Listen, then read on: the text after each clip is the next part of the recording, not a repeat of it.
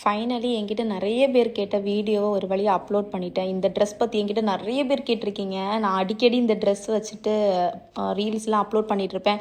So இந்த dress நான் கண்டிப்பாக மஸ்ட்டு பைன்னு தான் சொல்லுவேன். இது வந்துட்டு நான் மீஷோவில் இருந்து வாங்கியிருந்தேன். இது ரெண்டுமே தனித்தனியாக தான் வாங்கியிருந்தேன். நான் இது வாங்கி நீங்கள் சொன்னால் நம்புவீங்களான்னு தெரியாது, 7 இயர்ஸ் கிட்ட ஆகுது.